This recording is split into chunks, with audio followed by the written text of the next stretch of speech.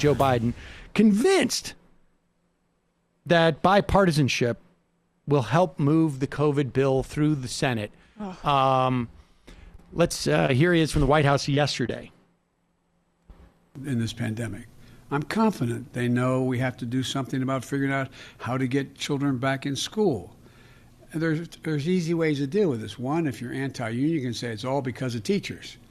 If you want to make a case, though, that it's complicated, you say, well, what do you have to do to make it safe to get in those schools?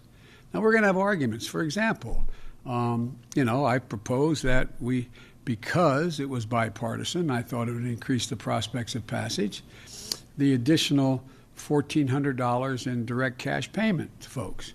Well, there's legitimate reason for people to say, do you have the lines drawn the exact right way? Should it go to anybody making over X number of dollars or why? I'm open to negotiate those things.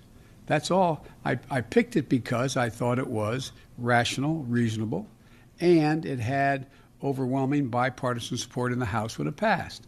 But this is all a bit of a moving target in terms of the precision with which this goes. You're asking about unity, 51 votes, bipartisan, et cetera. The other piece of this is that the one thing that gives me hope that we're not only going to sort of stay away from the ad hominem attacks on one another is that there is an overwhelming consensus among the major economists at home and in the world that the way to avoid a deeper recession moving in the direction of losing our competitive capacity is to spend money now. From across the board, every major institution has said, if we don't invest now, we're going to lose so much altitude in terms of our employment base and our economic growth, it's going to be harder to reestablish it. That assumes that the Republicans care about people. Well, I have two reactions. One of them is that.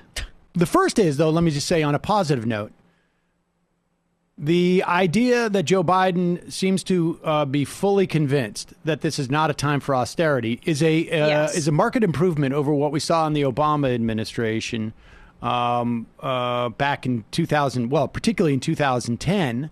But there was not this full-throated, there was a panic in terms of bailing out the banks, but you did not hear a sort of like such a confident expression of the need to spend when you're in an economic crisis. That is encouraging.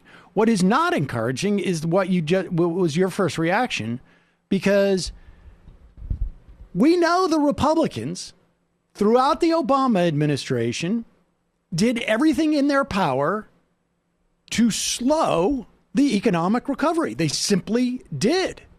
And they obstructed at every turn.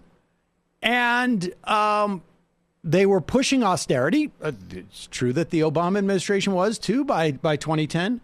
But this is, I hope that he's play acting a little bit. Well, that would ignore his entire history as a politician. Yes, there is growth in that area. So that's the one positive that you can take away from this.